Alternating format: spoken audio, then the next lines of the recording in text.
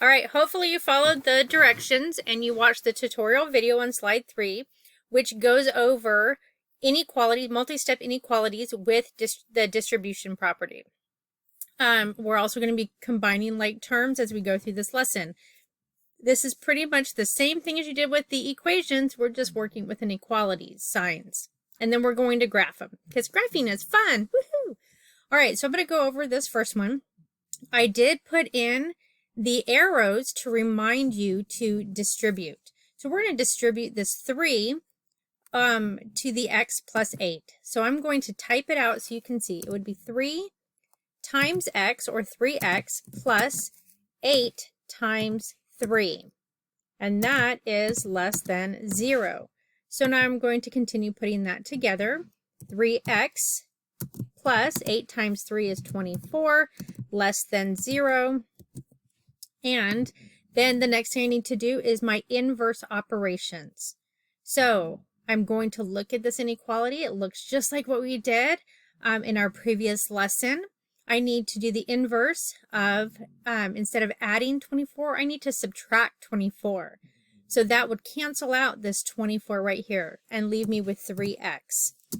And then I do the same thing to this side. If I did a minus 24 on this side, I need to do a minus 24 on this side.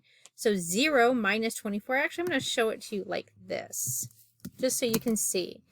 I'm going to write it out this way, so that way you can kind of see what's going on. And I'm going to actually put it in bold so you can actually see what's happening.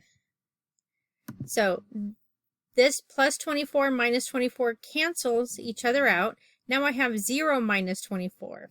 That's going to just give me negative 24.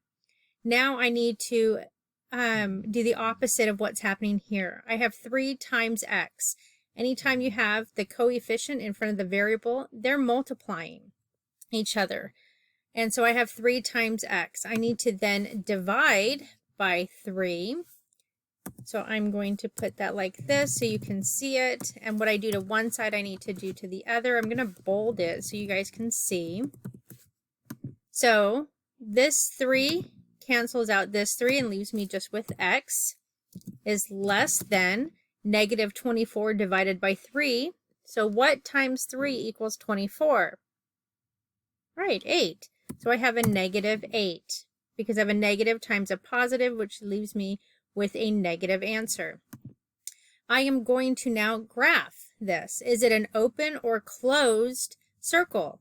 Well, it's just a less than, and so it's going to be a closed circle, and it's going to be on my negative 8 right here.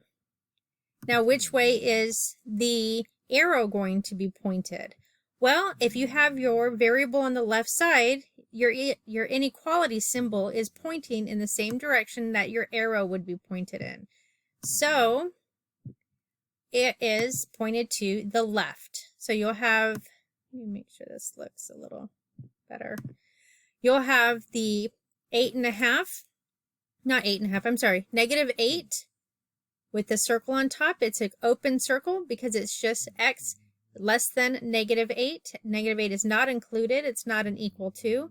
And then you have your arrow pointed to the left because our inequality sign is pointed to the left, and all of the numbers less than negative 8 are to the left of negative 8. So this is how you would do this problem.